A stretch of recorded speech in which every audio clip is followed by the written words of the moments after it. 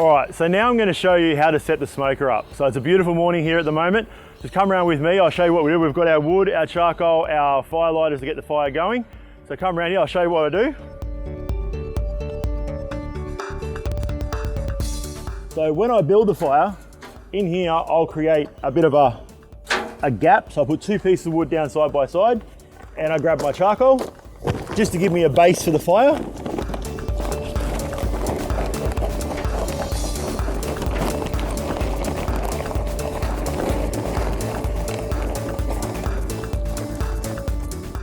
And I always start with about 4 fire lighters just to get the fire started.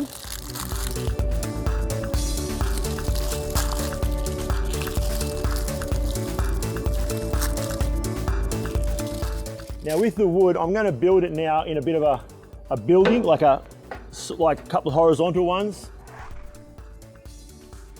So when that fire is starting up now, it'll give plenty of airflow to get that fire up nice and hot.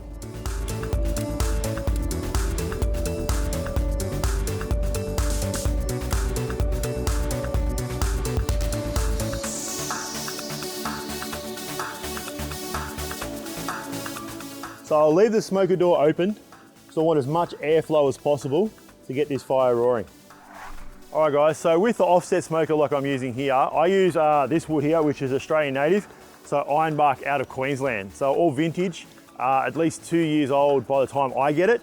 So it's nice and dry and burns really well. The reason I use this, it gives a very subtle smoke flavor to the meat, sorry. Yeah, but it's consistent, so it burns the same every time. It gives me a nice consistent heat that I can maintain this smoker at around 275 to 300 degrees Fahrenheit, which is where I'm aiming to cook at today.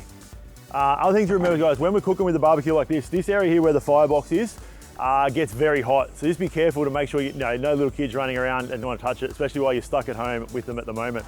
So one thing to remember with this, we're cooking with a live fire, whether you're using charcoal or wood or heat beads, things like that. It does give off smoke and carbon monoxide, so make sure you're in a very well ventilated area, just to make sure everyone's safe at this time.